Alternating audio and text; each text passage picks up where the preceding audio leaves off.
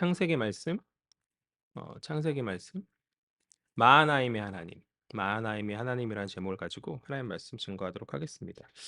오늘 우리가 살필 창세기 32장 본문은 야곱의 그 귀향에 대한 이야기를 담고 있어요. 지난 시간 야곱은 비록 라반의 집에서 20년의 고된 노동의 시간을 보내었으나 이제 그곳에서 하나님의 은혜 가운데 많은 부와 가축들과 종들을 얻게 되었고 또 두 명의 아내인 레아와 라헬 그리고 두 여종인 빌하와 실바를 통해서 많은 자녀들을 얻게 되었죠. 하나님 베델의 그 환상 가운데 야곱에게 약속하셨던 모든 것을 20년의 시간 동안 다 잘 지키셨기에 그는 풍요로움 가운데 성취된 약속의 은혜 안에서 이제 고향 땅으로 돌아오게 되었고 또한 귀환의 과정 가운데 불편했었던 라반과의 관계도 그와 이제 갈르앗 동맹, 미스바 동맹이라 하는 미스바 동맹을 맺음으로 잘 마무리되었음을 우리가 지난 시간에 살펴보았었죠. 그렇게 야곱은 하나님이 선하신 도움 안에서 여러 문제와 불편한 상황들을 다 잘 마무리하고 다 잘 정리하고 채워짐의 은혜 안에서 고향으로 이제 금이 환영하고 있는 순간인 것이죠. 그러나 야곱의 오늘 고향 땅 귀향에 있어서 해결되지 않은 문제가 있죠. 그것이 무엇이죠? 애초에 야곱이 고향 땅을 떠나서 쫓김의 인생을 시작하게 했었던 그러한 문제, 바로 형 에서와의 갈등의 문제가 여전히 그 땅 가운데 남아 있는 상황인 것이죠. 과거 그가 형을 속였죠. 형을 속였고 그 속임에 형은 분노함 가운데 그를 죽이고자 하였기에 형 에서의 분노로 말미암아 이 살해 위협을 피해서 야곱이 이제 고향 땅을 등지고 떠날 수밖에 없었던 것 아닌가요? 과거의 그 문제가 여전히 해결되지 않은 채 남겨져 있었고 이제 야곱은 미루어 왔었던 그 문제를 직면하지 않을 수 없는 그런 상황인 것이죠. 그러니까 이제 고향 땅에 가려면 고향 땅에서 거하려면 형과의 부딪힘을 피할 수 없는 것이죠. 비록 20년이라는 시간 동안 많은 것을 이룬 야곱이지만 그간 자신이 미뤄왔던 이 문제 앞에서 야곱은 이제 많은 고민과 걱정을 하였을 것이에요.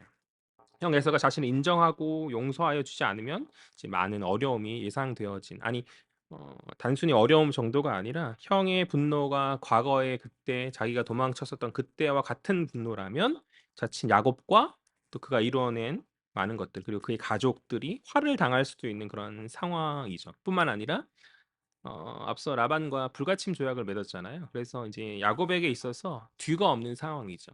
뒤가 없는 그런 상황 가운데서 그는 고향 땅 가나안의 익숙한 옛 풍경에 이제 조금씩 이를 때마다 오랜만에 돌아오는 그러한 어떤 기쁨도 있었겠 귀향의 기쁨도 있었겠으나 이 해결되지 않은 문제로 말미암아서 그 발걸음이 가볍지만은 않았을 것이 이제 분명하다.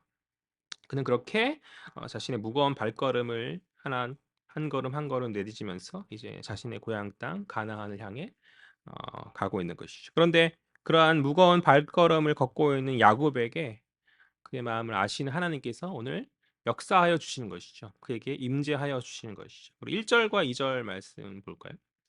다 같이 읽겠습니다. 어, 시작.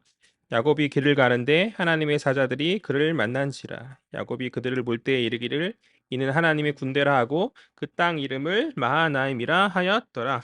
아멘. 이 두 절은 야곱의 생애 가운데 정말 간단하지만 중요한 체험이 분명하죠. 먼저 그가 가장 두렵고 떨리는 순간에 하나님께서 오늘 이렇게 역사하시는 것 아닌가요? 그리고 또 가시적인 세계를 넘어서 그러니까 눈에 보이는 어떤 가시적 세계를 넘어서서 하나님의 특별한 영적 세계가 있음을 야곱에게 오늘 계시해 주는 특별한 사건이잖아요. 뭐 베델 사건도 마찬가지지만 이 마하나임 사건도 그러한 사건인 것이죠. 아마도 하나님은 두려움에 떨고 있는 야곱에게 자신의 그 천상의 군대를 그에게 보이심으로 이제 더 이상 두려워하지 말 것을 무언의 말씀으로 보여주신 것 같아요. 하나님 어떤 말씀 안 하시잖아요. 그냥 보여주시죠. 자신의 천상의 군대를 보여주신 이것이 저는 무언의 말씀, 하나님의 계시인 거죠.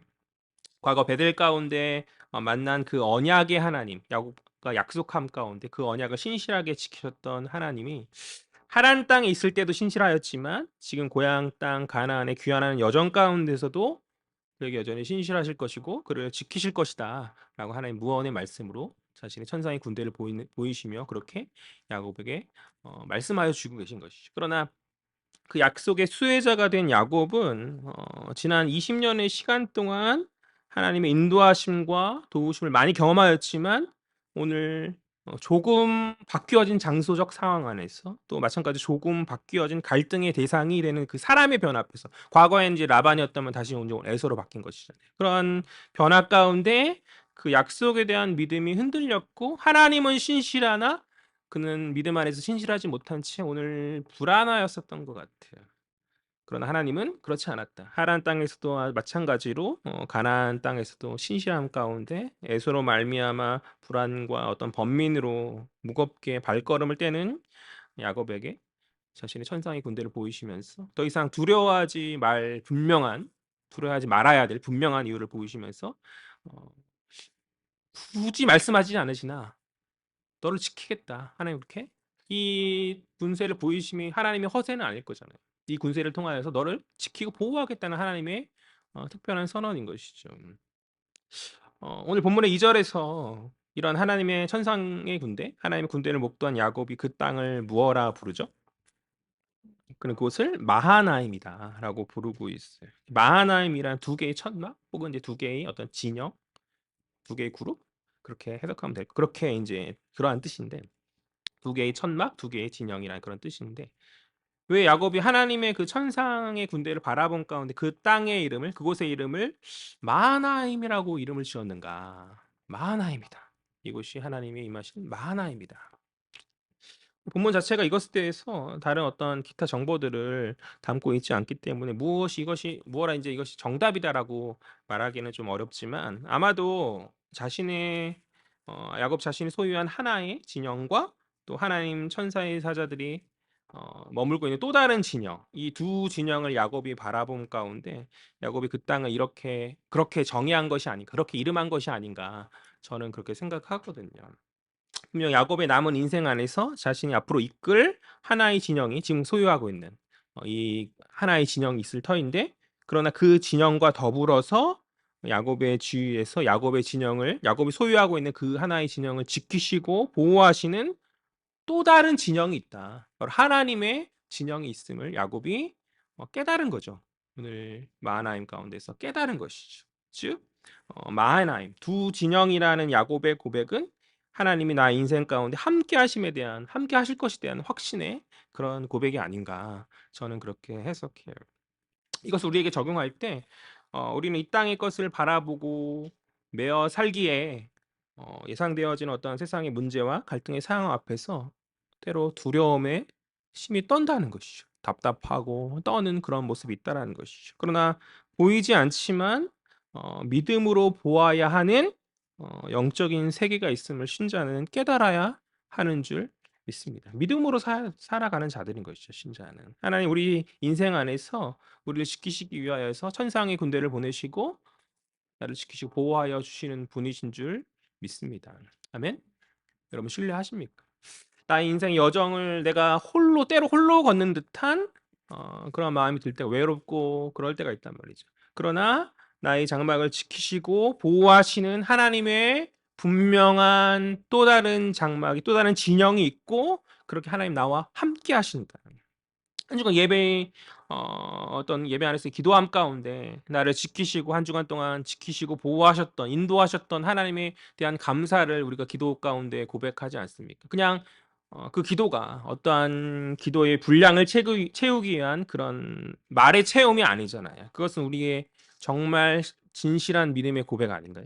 하나님 분명 우리 인생 안에서 나와 함께 하시고 나를 지키시고 보호하시는 그런 분이시다. 그것을 정말 마음 깊숙한 곳에서 깨닫고 인정하고 믿음으로 서는 저와 여러분 되어지기를 간절히 소망합니다. 이것이 사실 매주 설교 가운데 이야기하는 하나의 중요한 주제 중 하나잖아요. 하나님 나와 함께 하신다. 하나님 나를 지키시고 보호하신다. 우리가 그 믿음 안에서 살아가는 자들, 그 믿음 안에서 예배 가운데 회복되어 나아가는 자들 아닌가요?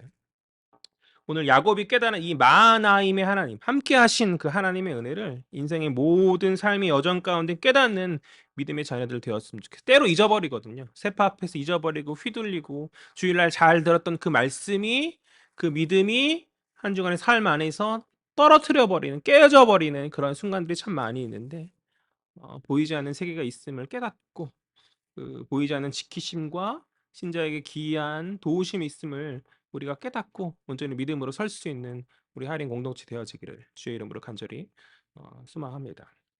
계속해서 본문을 살펴보면 하나님 야곱에게 나타나신 가운데 이 마하나임이라는 야곱의 고백을 통해 알 수 있듯이 그가 어느 정도 믿음의 회복이 있었던 것 같아요. 살펴보면 오늘 이렇게 짧게 1 절, 2절 이렇게 나타나심의 이 체험 가운데 인제 어느 정도 두려웠었는데 형 에서를 만나기 두려웠었는데 어느 정도의 믿음이 회복되어졌던 것 같아요. 그래서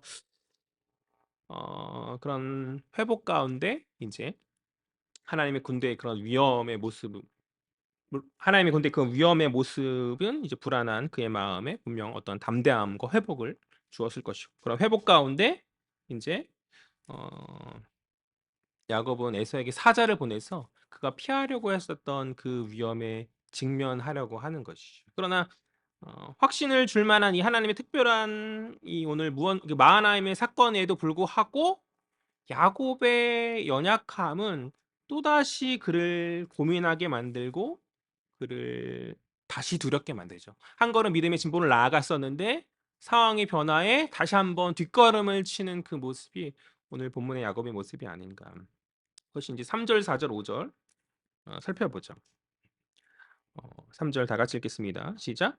야곱이 세일 땅 에돔들에 있는 형 에서에게로 자기보다 앞서 사자들을 보내며 그들에게 명령하여 이르되 너희는 내 주 에서에게 이같이 말하라. 주의 종 야곱이 이같이 말하기를 내가 라반과 함께 거류하며 지금까지 머물러 있었사오며 내게 소와 나귀와 양떼와 노비가 있으므로 사람을 보내어 내 주께 알리고 내 주께 은혜 받기를 원하여이다 하라 하였더니 아멘. 3에서 5절은 야곱이 에서에게 이제 사자를 보내는 그런 장면이에요. 이제 하나님의 군대를 만났기 때문에 담대함을 회복한 야곱이 싫은 일이죠. 문제를 해결하는 거 싫은 일이거든요. 갈등을 해결하는 거 싫은 일이거든요. 그런 유형의 사람들이 많이 있잖아요. 싫지만 힘겹지만 형 에서와의 20년이나 미뤄왔던 그 문제를 이제 마주하면서 이제 그것을 해결하고자 하는 거죠. 그는 굉장히 겸손하게 자신을 낮추고 에서를 자신의 뭐라 높이죠? 주인이다. 그렇게 높이면서 자신의 그 종을 보냄에 있어서 외교의 사자로 종을 보냄 화해의 사자로 종을 보냄에 있어서 굉장히 낮은 저자세로 이 사안에 임하고 있죠. 어떤 학자는 이러한 야곱의 모습, 지나치게 자신을 낮추고 에서를 주인이라 높이는 야곱의 행동이 아버지 이삭으로부터 받은 그 하나님의 축복, 야곱이 주인이 되고 에서가 섬기게 되어진다는 그 축복을 믿지 못하는 모습이다라고 이야기하기도 합니다. 그럴 수도 있다고 이해가 가는 그런 해석이죠. 그렇지만 또 한편으론 이 갈등이 야곱의 범죄함으로 말미암아서 이런 갈등이 벌어진 상황이잖아요. 야곱의 이 낮춤은 에서로부터 진정 용서를 받기 위한 그러한 모습이 아니겠는가. 저는 좀 후자라고 생각을 하거든요. 둘 다 이제 무엇이 맞다 이렇게 무엇이 맞다 이렇게 명확하게 할 수는 없지만 저는 후자 쪽에 좀 마음이 가여지는 것 같아요. 그러한 용서의 맥락으로 보면 야곱의 행동을 단순히 믿음 없는 어떤 불신의 행동이라 단정할 수만은 없는 것 같아요. 어느 뭐 해석을 하든지 간에 본문의 맥락에 크게 연관이 있는 상황이 있을 것 같지는 않으니까.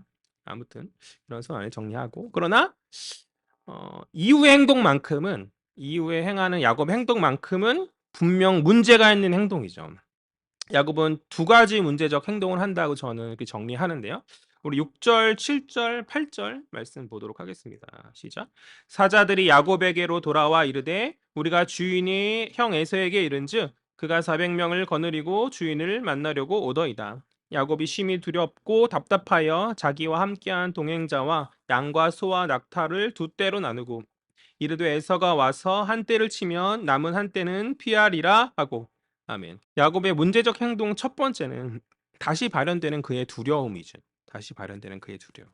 야곱이 형 에서에게 보낸 사자가 이제 곧 돌아오는데 그 사자가 이르기를 형 에서가 400명의 사람을 거느리고 야곱에게 오고 있다라는 그 말을 전한 것이에요. 창세기 14장을 보면 과거 아브라함이 포로로 끌려갔던 조카 롯을 구하기 위하여서 이제 집에서 기른 318명의 날랜 자들을 모아서 롯을 고대 왕들과 전쟁에 승리하고 롯을 구출하는 데 성공하죠. 그런데 그보다 많은 400명의 에서의 군대가 야곱을 향해서 점점 다가오고 있고 그 다가오는 군세의 소식에 야곱은 완전한 두려움에 빠진 거죠. 두려움이 왜 문제죠? 오늘 야곱 보이는 이 두려움 행동이 왜 문제죠? 그것은 하나님의 그 보호하심에 대한 불신이잖아요. 얼마 전에 보여주셨던 하나님의 군대를 보았음에도 불구하고 그는 두려움에 빠지고 있죠. 이것은 믿음 없는 나약한 모습 아닌가요? 7절을 보니까 야곱이 심히 두려웠다. 심히라고 아주 강조해서 말하고 있죠. 심히 두려웠고 답답하였다라고 성경을 이야기하고 있어요. 그러니까 문제의 해결을 발견하지 못한 거죠. 문제 해결은 너무나 간단한 것인데 믿음으로 서는 거죠. 근데 문제 해결을 깨닫지 못함 가운데 그는 그러니까 답답한 거죠. 두렵고 답답함 가운데. 야곱의 기대와는 다르게 흘러가는 그런 상황. 야곱의 마음을 답답하고 두렵게 만들었고 얼마 전에 하나님의 군대를 보았지만 그 하나님의 그 영혼을 열어주심 가운데 가시적 세계를 넘어서는 특별한 영적 세계와 그 군세들을 보이셨고 그러나 하나님의 보여주심 안에서 그가 담대해졌었잖아요. 불과 얼마 전에 담대함 가운데 이 문제를 하나님을 신뢰함 가운데 해결하고자 시도했던 것. 그래서 사자를 보내었던 것 아닙니까? 그런데 그의 기대대로 그의 문제의 해결 상황이 온전히 흘러가지 않는 듯 보이자 너무나도 순식간에 그는 흔들리고 단단해졌다고 여겼던 그의 마음이 허무하게 무너지는 거죠. 그의 믿음은 오늘 바라볼 때 견고하지 못했고 불과 얼마 전 하나님의 그 하나님의 보이심이 있었음에도 그것을 마음에 새기지 못한 채 닥쳐오는 어려움 앞에서 너무나 쉽게 불복하며 떨고 있다. 이것이 첫 번째 야곱의 어, 그러한 문제적 행동인 것이죠. 두 번째 야곱의 문제적 행동은 다가온 에서의 군세 앞에서 자신의 진영을 두 때로 나누는 그러한 행동이에요. 저는 이것을 끔찍한 나눔이다. 끔찍한 나눔이다라고 이렇게 정의하고 싶은데 그 이유에 대해서 이제 설명할 것이고 그 야곱이 깨닫고 보아야 할 것은 무엇이죠? 자신의 진영과 더불어서 함께 하시는 또 다른 하나님의 진영이죠. 자신의 진영과 하나님의 진영 이 두 진영을 야곱이 깨닫고 보아야 하는 것이죠. 그런데 야곱은 그것을 보지 못한 채 그는 자신의 것을 두 때로 나누고 있어요. 그리고 적어도 에서의 공격 앞에 한때는 남을 것이다라는 자기 위안 가운데 다가오는 위험 앞에서 절반을 지키고자 하는 어리석음을 택하는 거죠. 한때를 반으로 나누어서 절반만 보존하려고 하는 그러한 모습. 사실 세상으로 봤을 땐 지혜일 수 있죠. 위험에서 절반만이라도 지키자. 라는 게 지혜일 수 있으나 사실 믿음의 눈으로 봤을 때 이것은 어리석은 일이죠. 왜요? 하나님이 지키시는 보호의 군대가 분명 있는데 그것을 의뢰하고 도움의 손길을 구하지 못한 채 오히려 절반을 포기하는 어리석은 모습 아닌가요? 또 뿐만 아니라 창세기 33장 2절 우리가 오늘 말고 다다음쯤에 살필 33장 2절은 그가 어느 진영을 기꺼이 희생하려 했는지 뼈아프게 보여주고 있어. 한번 찾아볼까요? 창세기 33장 성경책을 펼쳐서요. 2절 말씀 다 같이 보겠습니다. 시작.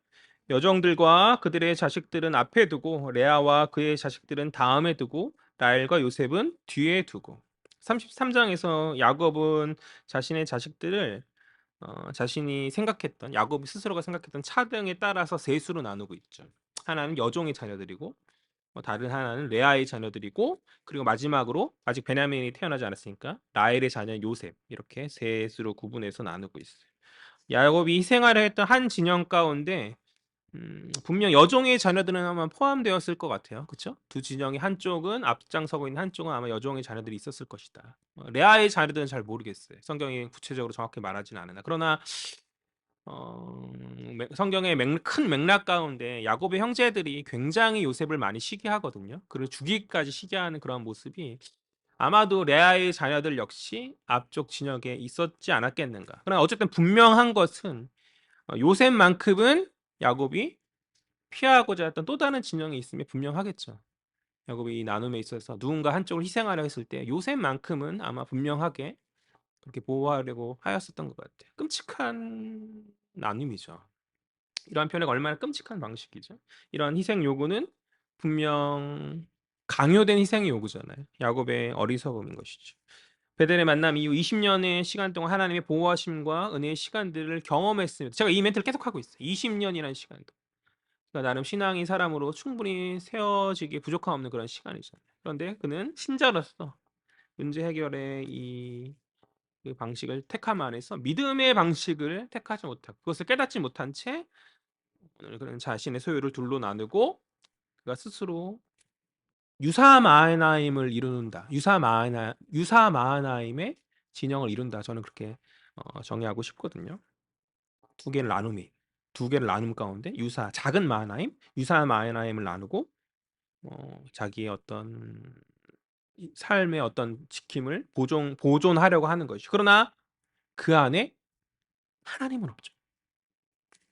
그 안 행동 안에서 나름 지혜로운 방식이라 그가 생각하였을지 모르겠지만 어 그것은 하나님의 보호의 군대, 천상의 군대를 외면한 스스로 세운 유사마하나임이요 나누어진 두 진영은 결국 하나잖아요. 두 개로 나눴지만 하나이고 결국 절반밖에 기약할 수 없는 잘해야 절반밖에 기약할 수 없는 그러니까 하나님의 도우심이 없는 방식, 어리석은 방식이 아닐 수 없는 것이죠. 또한 자신의 가족들을 편애와 강요된 희생으로 나누는 끔찍한 방식이고 그가 세운 그러한 계획을 하나님이 허락하시고 긍정하셨겠는가? 하나님이 이러한 방식들을 허락하시고 긍정하셨겠는가? 야곱 스스로 아브라함으로부터 이어지는 어떤 하나님의 언약 가문의 맥을 끊어지지 않게 하기 위한 어떤 방식이라 그가 스스로 합리화하였을지도 모르겠어요. 한 자녀라도 살아야지 하나님으로부터 약속의 그 맥락이 이어지는데 우리가 그냥 보통 가문이 아닌데 하나님 앞에서 신실하게 그 언약을 지키기 위해서 그렇게 해야지라고 야곱이 생각했을지 모르겠어요. 그러나 아무리 그가 그것을 포장한다 할지라도 자신이 깊이 사랑했던 라헬과 그 자녀를 편애한 방식이요 야곱의 이기심일 뿐인 거죠. 야곱이 이건 저희 그냥 개인적 사견인데 야곱이 나중에 이제 다음 주에 살필 약복강에서 이스라엘이라고 이름이 변화되거든요. 이스라엘이다. 그런데 어 우리가 그 결혼식 축가에서 많이 부르는 그 노래 있잖아요. 그 이씨와 이샤에게 라는 성경 읽다가 그냥 우리한테 그런 생각이 들었어요. 이씨가 이제 사람이란 남자라는 뜻이거든요. 이제 남편이라는 뜻도 되거든요. 이샤는 이제 여자, 부인이라는 뜻도 되고 아내라는 뜻이고 야곱은 평생 이씨라엘이었던 것 같아요. 라헬이 남자, 라헬의 남자가 아닌가. 그냥 언어 유희가 저 혼자 그냥 그 아재들의 그 이씨라엘이 다음 시간에 이제 이스라엘이 되죠. 하나님과 대적하여 싸운 자가 되는 거죠. 이건 저의 그냥 나름 아재 개그 같은 이스라엘. 그러니까 오늘 이 모습이 잘 드러나고 있는 거죠. 한평생 라헬의 남자였어요. 라헬의 남자. 뭐 이 자리에 앉아 있는 부인들이나 어떤 자매들은 이 야곱의 모습이 어떤 마음에 울림을 주는 모습이 이런 남자가 있으면 좋겠다 생각할 수 있을지 모르겠지만 어 오늘 이 가정 안에서의 이슈라엘 야곱의 남자였던 라헬의 남자였던 이 모습은 사실 하나님 보시기에 기뻐할 만한 모습은 아닌 거죠. 끔찍한 자기 어떤 소유만 생각하는 이기적인 모습이 아닌가. 그럼 어쨌든 이러한 야곱의 연약함을 사실 우리가 뭐라 할 것이 없는 것이 과거 신자의 인생 안에서 많은 하나님의 도우심과 역사하심이 있지만 그러한 받은 은혜들을 마음에 어떤 새기면서 믿음의 담대함 가운데 살아가지 못한 채 상황과 환경의 여러 어떤 변수와 그 눈앞에 닥칠 인생의 어떤 예상되는 여러 문제들 앞에서 우리 역시 그러한 은혜들을 곧잘 잊어버리고 쉽게 넘어지고 두려워하지는 않는가? 그렇지 않아요? 이 자리에서 하나님의 은혜를 경험해 보지 못한 신자가 있습니까? 우리가 초신자인가요? 그렇지 않죠. 분명 하나님과 뜨거웠던 마음 가운데 또 하나님의 도우심 안에서 상황과 문제도 풀려지는 경험들을 저는 많이 했거든요. 저는 많이 경험했어요. 요즘 많이 안 보여주시는 것 같은데 예전에 많이 경험했었던 것 같아요. 이제 믿음의 어떤 성숙을 위해서 하나님께서 그 보이심을 많이 아끼시는 것 같아요. 그러나 제가 이렇게 말하는 건 어떤 외적인 도우심이기 때문에 그런 것이고 나의 어떤 신앙과 내적 은혜 안에서 하나님 여전히 나에게 많이 풍성히 채워주신다. 저는 그렇게 고백합니다. 그런데 그럼에도 불구하고 그 과거에 주셨던 은혜들 순간순간 상황들 가운데 많이 잊어버리고 마치 믿음 없는 세상의 사람들과 다를 바 없는 모습으로 나아가고 있지는 않은가. 어려움 안에 순식간에 마음이 허물어지고 믿음이 사라지고 낙심과 좌절에서 허우적거리면서 나아가지 못하는 그 모습이 신자의 연약한 모습 아닌가요? 크거나 적거나 우리들이 그 모습들이 그 부족함들이 다 있을 것이라 그렇게 생각합니다. 또한 우리는 나름 지혜라 여기는 여러 방식들을 시도하면서 해결하려고 하나 하나님 없는 방식으로 자기의 지혜를 의지하여서 모든 상황들을 풀려 하거나 혹은 그것이 하나님의 뜻인 것 마냥 그 해결의 방식이 자기의 뜻이고 자기 합리화인데 그것이 마치 하나님의 뜻인 것 마냥 자기 합리화의 포장 가운데서 야곱처럼 유사 마하나임의 형태로 나아가고 있는 것은 아닌가. 자신의 지혜를 마치 하나님의 지혜인 양 포장하는 그것이 유사 마하나임이라고 저는 그렇게 명명하고 싶거든요.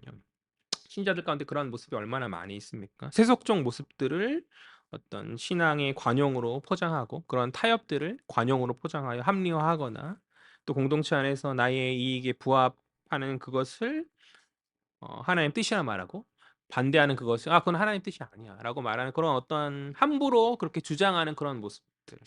우리는 그런 주장들 앞에서 어 야곱과 무엇이 다르다 말할 수 있겠냐는 것이. 우리 역시 오늘 연약한 야곱의 이 모습이요. 야곱의 잘못된 이 두 가지 문제적 행동을 하는 그 모습을 우리 역시 답습하고 있는 것은 아닌가. 그러나 이러한 많은 연약함이 여전히 있음에도 불구하고 신자에게 허락된 하나님 허락하여 주신 특권으로 말미암아서 신자는 회복될 기회와 은혜들을 경험하게 되는 줄 믿습니다. 그러한 특권이 무엇이죠? 우리가 많이 연약하고 많이 부족하고 하나님 자녀라 말하기에 너무나 초라해요. 하나님께 나아갈 수 없는 연약한 존재임에도 불구하고 하나님 주신 특권 안에서 우리가 하나님께 나아가는 것이죠. 그런데 그 특권이 무엇인가? 그 특권이 무엇인가? 오늘 본문 속에서 우리에게 말하고 있는 그 특권이 무엇인가? 무엇이죠? 부족하고 연약하지만 하나님 앞에서 있는 모습 그대로 무릎 꿇고 주님을 구할 수 있는 거죠. 주님을 찾을 수 있는 것이죠. 그 특권이 무엇입니까? 바로 기도함 아닌가요?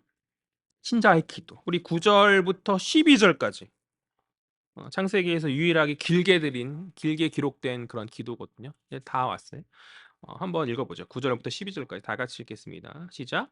야곱이 또 이르되 내 조부 아브라함의 하나님 내 아버지 이삭의 하나님 여호와여 주께서 전에 내게 명하시기를 내 고향 내 족속에게로 돌아가라 내가 내게 은혜를 베풀리라 하셨나이다. 나는 주께서 주의 종에게 베푸신 모든 은총과 모든 진실하심을 조금도 감당할 수 없사오나 내가 내 지팡이만 가지고 이 요단을 건넜더니 지금은 두 때나 이루었나이다. 내가 주께 간구하오니 내 형 에서의 손에서 나를 건져내시옵소서. 내가 그를 두려워함은 그가 와서 나와 내 처자들을 칠까 겁이 나기 때문이니이다. 주께서 말씀하시기를 내가 반드시 내게 은혜를 베풀어 내 씨로 바다에 셀 수 없는 모래와 같이 많게 하리라 하셨나이다. 아멘. 굉장히 많은 분량을 할애하여서 야곱이 하나님께 기도하고 있는데 그의 두려움이 얼마나 컸고 그가 얼마나 마음 졸이고 있었는지 잘 보여주고 있다고 생각해요. 내 형 에서의 손에서 나를 건져내시옵소서. 이런 야곱의 어떤 말하는 그런 기록들을 보면 그가 야곱이 마음을 졸이고 있었다. 그의 연약함은 많은 실수들을 만들었으나 그의 기도의 내용을 보면 그가 기도함 가운데 하나님과 올바른 관계를 찾아가고 있는 것으로 보여요.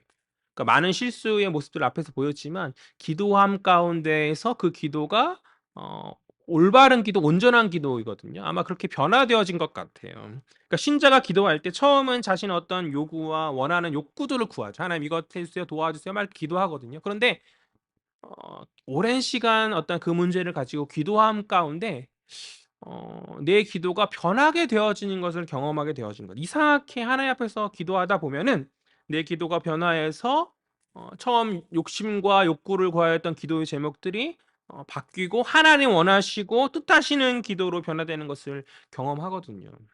그것은 내 안에 계신 성령께서 우리의 기도 가운데 역사하셔서 그렇게 하나님과의 어떠한 올바른 기도로 나의 기도를 깊은 기도의 상황 시간 가운데서 그렇게 바꾸어 주시는 것이다. 저는 그렇게 믿는데요. 마찬가지로 오늘 야곱이 기도함 가운데 그가 온전히 하나님과의 관계가 회복되어졌고 결국 그가 하나님의 뜻에 합당한 고백으로 그렇게 기도하고 있는 것으로 변화된 것 같아요. 저는 그렇게 생각합니다.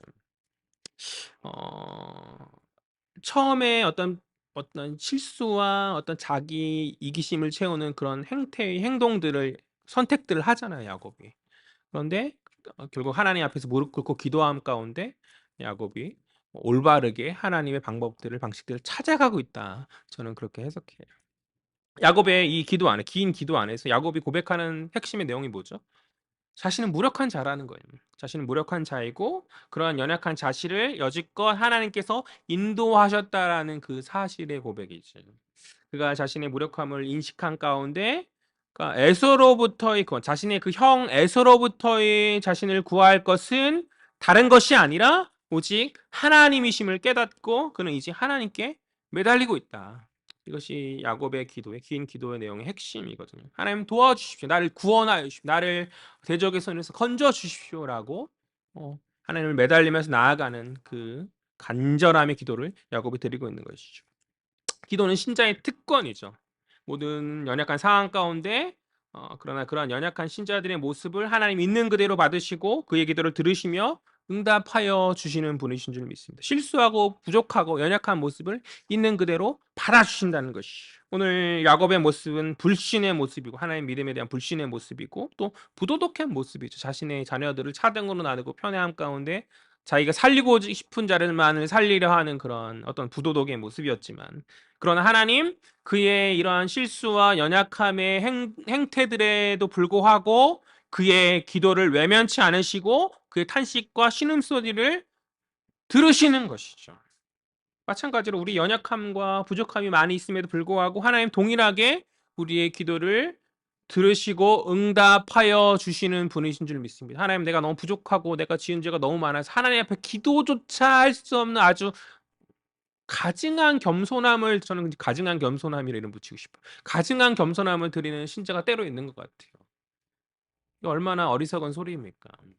부족하고 연약하고 실수가 많고 원래 그렇잖아요. 우리가 언제 안 그런 적 있었습니까? 그러나 그럼에도 있는 그대로 나를 받아주시는 하나님을 신뢰하는 믿음 가운데 하나님께 나와야 하는 거죠.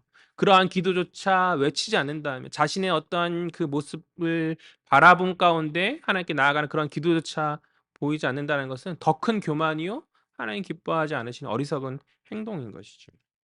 우리 연약함과 부족함에도 하나님 들으시는 분이시다. 그 신뢰함 가운데 기도함으로 서는 저와 여러분 되었으면 좋겠어요. 또한 신자의 기도는 그의 내면을 거룩하게 변화시켜 주신 하나님의 은혜인 줄 믿습니다. 오늘 야곱이 하나님께 나아가는 그 기도의 과정 속에서 자신의 어떤 무력함을 발견하고 또 하나님 은혜를 깨달았던 것처럼 신자가 기도함으로 나아갈 때 내 안에 저정하신 성령께서 역사하여 주셔서 우리의 심령을 깨끗게 하심으로 우리를 참회케 하시고 거룩게 하시는 분이신 줄 믿습니다. 성령으로 말미암은 내면의 어떤 참된 변화 안에서 신자는 온전한 하나님의 뜻을 발견하고 그분의 뜻에 합당한 삶을 살아가게 되는 것이죠. 살아가야 하는 줄 그렇게 믿어요. 말씀을 정리하죠. 첫 번째, 우리와 함께 하시는 마하나임의 하나님을 깨닫는 저희들 되어지기를 간절히 소망합니다. 주님 나의 모든 상황 가운데 함께 하시고 나를 지키시고 보호하시며 나의 도움이 되어 주신다. 두 번째, 다가오는 에서의 군대와 같은 인생 가운데 나를 흔드는 여러 위급함의 상황 가운데 우리가 믿음 잃지 않는 자녀들 되었으면 좋겠어요. 너무나 쉽게 가졌던 그 믿음을 허물어뜨리는 그런 연약한 자녀가 아니라 믿음을 지키고 굳세게 서는 주님의 충성된 자녀들 되었으면 좋겠어요.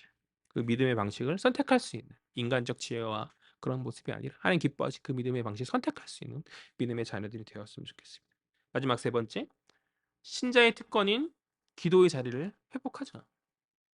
신자의 특권은 기도의 자리를 회복하자. 하나님 내 연약한 모습에 개의치 않으시고 나의 기도에 응답하여 주시는 줄 믿습니다. 또 뿐만 아니라 기도함 가운데 내 안에 계신 성령께서 나를 거룩해 하시고 하나님이 합당한 자녀됨의 모습으로 회복시켜 주신다. 기도하면 그것을 깨닫게 될 거예요. 이상하게 내 기도가 바뀌어지고 이상하게 하나님 뜻에 맞는 그리고 그 기도의 능력으로 말미암아서 내 삶의 순간순간 믿음의 선택들 앞에서 담대하게 그것을 선택하는 거룩한 자녀로 변화되어질 줄 믿습니다. 우리가 기도하지 않기 때문에 그 선택의 상황 가운데 우리가 흔들리고 떠는 거죠. 답답함을 느끼는 것이죠. 기도함 가운데 그것을 회복하고 거룩하게 주님 기뻐하시는 완전한 자 거룩한 모습을 회복하는 믿음의 자녀들 되었으면 좋겠어요. 간절히 바라기는 함께 하시는 하나님을 신뢰하는 온전한 믿음 안에서 주께 기도로 구하며 복된 응답과 거룩의 회복을 경험하는 우리 헤아림 복된 공동체 되어지기를 주의 이름으로 간절히 소망합니다. 기도하겠습니다. 사랑과 은혜의 주님 참으로 감사합니다. 주께서 저희들 자녀로 부르시고 은혜 주시는 줄 믿습니다. 날마다 주님의 인도하심 가운데 살아왔다 고백하나 나의 믿음의 연약함은 함께 하신 하나님, 만한의 하나님을 깨닫지 못한 채 흔들리고 낙심의 자리에서 벗어나지 못할 때가 너무나도 많이 있었음을 고백합니다. 주님 저희들을 긍휼히 여겨 주시옵시고 저희들의 연약함, 부족함을 주님 용서하여 주시옵소서. 주님, 날마다 기도의 삶으로 아버지 앞에 나아가길 원합니다. 하나님의 뜻을 분별하고 하나님의 뜻을 구하며 하나님 앞에서 거룩한 모습으로 변화되어지고 회복된 모습으로 나아가지길 간절히 소망합니다. 저희들이 결단과 결심 가운데 하나님께 나아가고자 하는 이런 모습들 가운데에서 하나님 기쁘게 받으시고 주님 그러한 우리의 결단대로 우리가 한 걸음 한 걸음 나아갈 수 있도록 성령께서 역사하여 주시옵소서. 날의 기도의 자리를 잃지 아니하고 주님 기뻐하시는 그 모습으로 서기를 원합니다. 감사드리며 이 모든 말씀 살아계신 예수 그리스도의 이름으로 기도합니다. 아멘.